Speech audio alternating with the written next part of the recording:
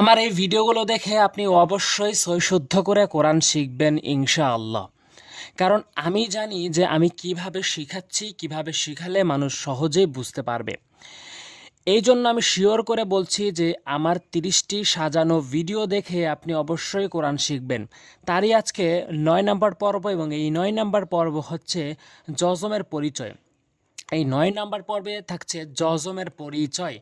যজম বা সাকিন, এখানে মাথা বাঁকা এই চিহ্নকে যজম বা সাকিন বলে। কেউ যজমও বলে, আবার কেউ সাকিনে বলে, উভয়টি ঠিক রয়েছে।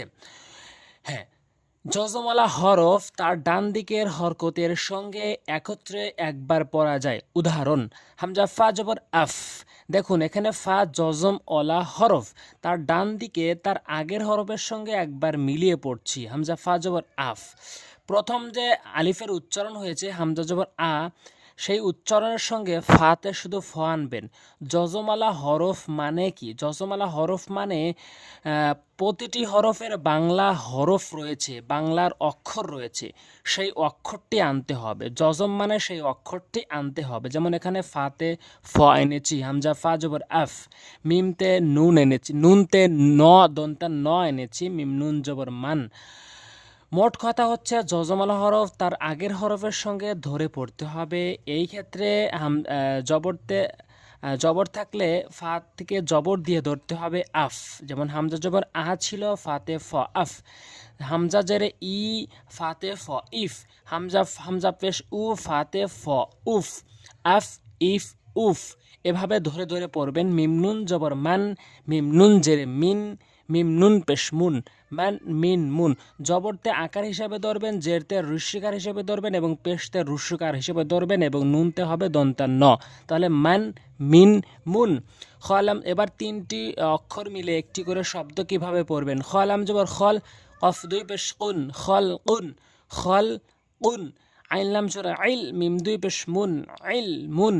আইনলাম জেরা আইল, মিম দুই পেশ মুন, আইল মুন। বারবার প্র্যাকটিস করবেন, তাহলে আপনি দ্রুত রিডিং পড়তে পারবেন। বাকা পেশ বুক, মিম দুই পেশ মুন, বুক মুন। আইন সদ জবর আস, ফা দুই জের ফিন, আস ফিন, আস ফিন। এখানে আইন দিয়ে সদকে ধরা হয়েছে, সদ হচ্ছে যজমালা হরফ। আস, এখানে ফা হচ্ছে তানভিন, দুই জের দুই পেশ দুই জবর তানভিন বলে। তানভিনের উচ্চারণ দ্রুত পড়তে হয়। আস ফিন।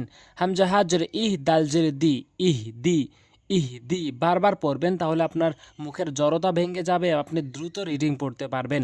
হা কাবজের হেক, মিম জবর মা, হেক মা, হেক মা, হেক মা। মিমাইন পেশ মু, তা জবর তা, মু তা, দাল দুই জের দিন, মু তা দিন। 4টি করে হরফ কিভাবে রিডিং পড়বেন, কিভাবে বানান করবেন, সেটি এখানে বুঝিয়ে দিচ্ছি। মিমান পেশ মু তা জবর তা, মু তা, দাল দুই জের দিন, মু তা দিন।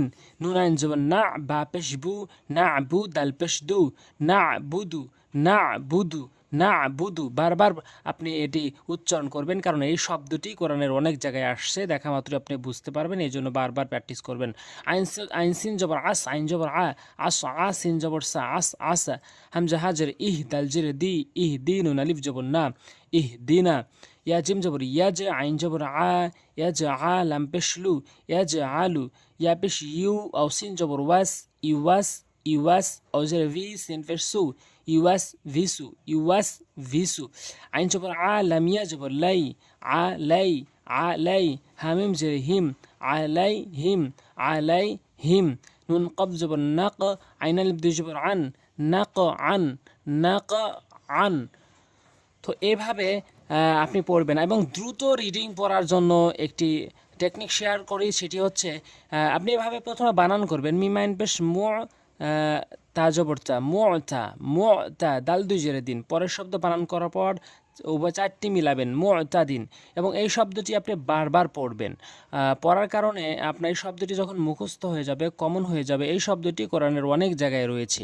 এভাবে যদি 100টি শব্দ কমন করতে পারেন, পরিচিত করে নিতে পারেন, তাহলে আপনারা বানান করতে হবে না। আপনি এই শব্দ যখন কোরআনের ভিতরে আসবে, তখন দেখা মাত্রই চিনতে পারবেন। এবং আরেকটি বিষয় হচ্ছে, যখন আপনি রিডিং পড়বেন, মিম বলছেন আইনের দিকে তাকাবেন, আইন বলছেন তার দিকে তাকাবেন, তা বলছেন দালের দিকে তাকাবেন, তাহলে আপনার দ্রুত রিডিং হয়ে আসবে। তো পরবর্তী ভিডিওগুলো পাওয়ার জন্য অবশ্যই সাবস্ক্রাইব করে রাখবেন, এবং পরবর্তী ভিডিওগুলো খুবই গুরুত্বপূর্ণ। একটি করে ভিডিও, একটি করে নিয়ম বলবো, যেই নিয়মগুলো বুঝিয়ে দেব কিভাবে কোরআন শরীফের ভিতরে প্রয়োগ করে সহি শুদ্ধ করে তেলাওয়াত করতে হয়। আজ এ পর্যন্ত। পরবর্তী ভিডিও পাওয়ার জন্য অবশ্যই সাবস্ক্রাইব করবেন। আসসালামু আলাইকুম ওয়া রাহমাতুল্লাহ।